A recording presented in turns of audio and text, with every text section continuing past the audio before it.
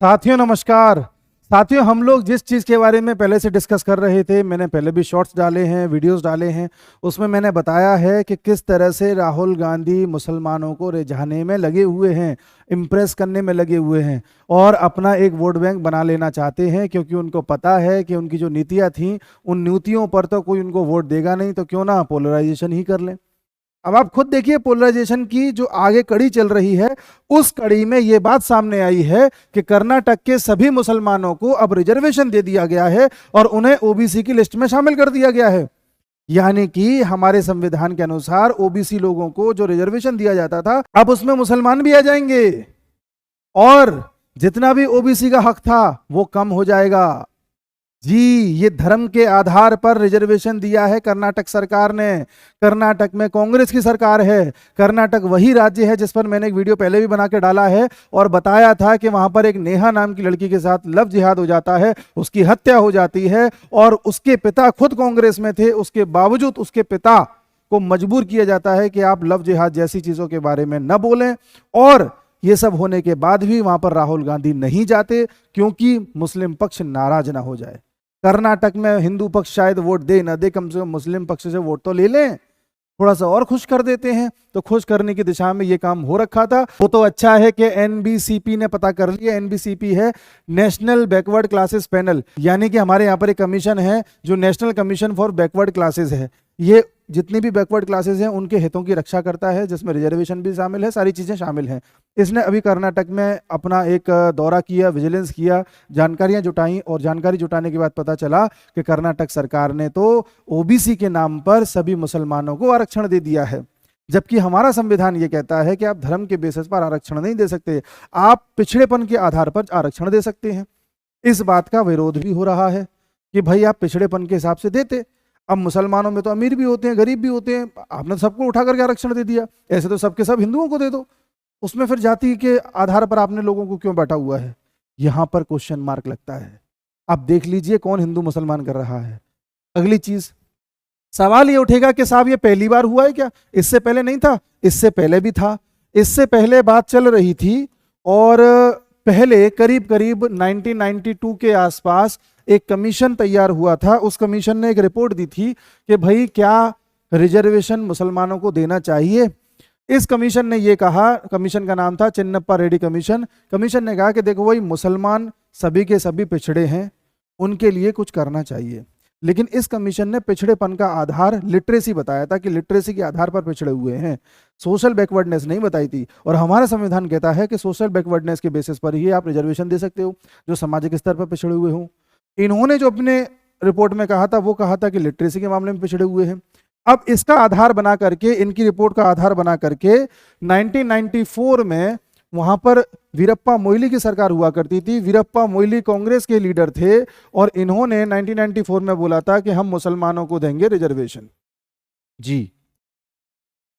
इस बात पर सुप्रीम कोर्ट ने बोला कि ये आप गलत कर रहे हैं और हमने जो लिमिट बना रखी है 50% की, इससे वो क्रॉस हो जाएगी।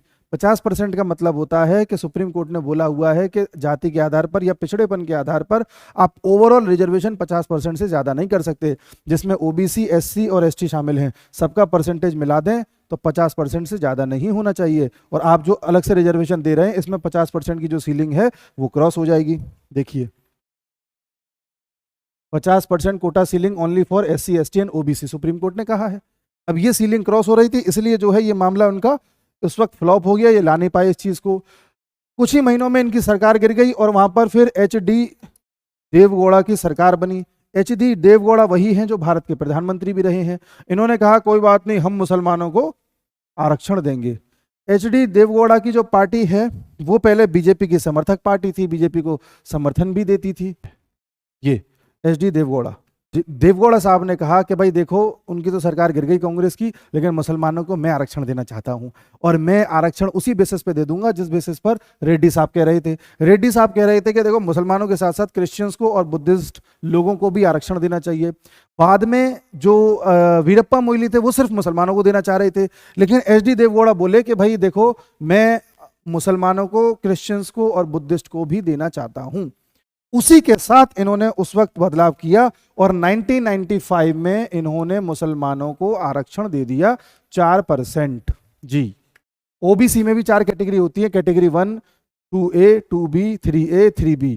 इसमें 2B में मुसलमानों को 4% का आरक्षण दिया गया था पहले, समझ गए? आप दोबारा समझा रहा हूं, पहले कांग्रेस की सरकार मुसलमानों को ही आरक्षण देना चाह रही थी 6%, ठीक है, जो कि रेड्डी कमीशन ने बोला था कि आप दे सकते हो लेकिन मुसलमानों के साथ क्रिश्चियंस और बुद्धिस्ट को भी दो, लेकिन वो सिर्फ मुसलमानों को देना चाह रही थी। रेड्डी की सरकार गिर गई, फिर देवगौड़ा आए, देवगौड़ा ने कहा मैं मुसलमानों को भी दूंगा, मैं क्रिश्चियंस को भी दूंगा, बुद्धिस्ट को भी दूंगा। तो क्रिश्चियंस को और बुद्धिस्ट को इन्होंने यहाँ पर एडजस्ट कर दिया, क्रिश्चियंस एंड बुद्धिस्ट को, मुसलमानों को अलग से 4% दे दिया।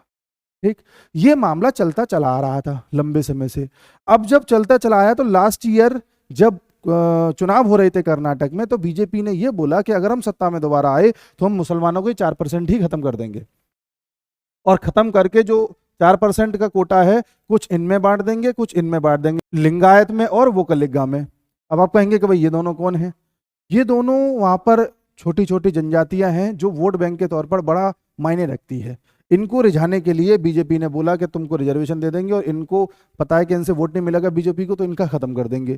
तो जो प्रपोज्ड निकल करके आया था वो ये था, जो प्रपोज्ड था बीजेपी का पिछले चुनावों में, कि हम मुसलमानों का जो कोटा है उसे खत्म करेंगे और इनका 4% से बढ़ा के 6% कर देंगे, और इनका 5% से बढ़ाकर 7% कर देंगे।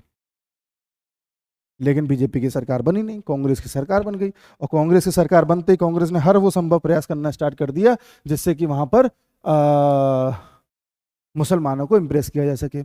इसलिए आप आए दिन देख रहे होंगे कांग्रेस कहती है कि हम जब पावर में आएंगे, राहुल गांधी ने कहा था पावर में आएंगे तो हम जो है एक बार फिर से सर्वे कराएंगे, पहले कास्ट सेंसस कराएंगे, अलग अलग तरह के सेंसस कराएंगे, पता करेंगे कितनी जाति और धर्म के कितने लोग हैं, फिर हम लोगों से उनकी संपत्ति लेकर के उन लोगों में बांट देंगे जो पिछड़े लोग हैं। और पिछड़े इनकी नज़र में कौन है आप देख लीजिए, ऐसा राहुल गांधी ने कहा है, एम पित्रोदा ने कहा है कि 55% लिया जाएगा और बांटा जाएगा।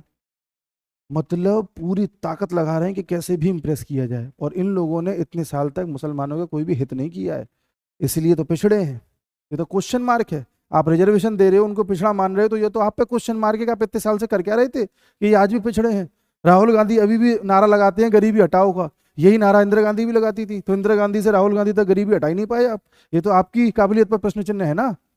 लेकिन क्या करें साहब, लोग इन्हीं चीज़ों में बड़े खुश रहते हैं। मोदी ने भी इस चीज़ के बारे में काफ़ी बोला कि भाई ऐसा कैसे आप धर्म के बेसिस पर दे रहे हो। इस बारे में सुप्रीम कोर्ट भी बोल चुका है, पैनल भी बोल चुका है कि भाई आपने ऐसे कैसे दे दिया, क्वेश्चन मार्क लगाया है। पैनल ने तो ये भी कहा है कि हम समन भेजेंगे आपके वहाँ के जो सेक्रेटरी हैं उनको, चीफ सेक्रेटरी को समन भी भेजेंगे कि आपने ऐसे कैसे होने दिया। चीफ सेक्रेटरी होता है किसी भी स्टेट में हाईएस्ट लेवल का ब्यूरोक्रेट जो चीफ मिनिस्टर को सलाह देता है, आईएएस अधिकारी। तो अब ये सब मसला है, वहाँ पर मुसलमानों को रिझाने की कोशिश करी जा रही है, ओबीसी के रिजर्वेशन को कम किया जा रहा है। बाकी जनता के सामने सब है, जनता को अभी भी लगता है कि हिंदू मुसलमान मोदी करता है, तो जनता की मर्जी। नमस्कार।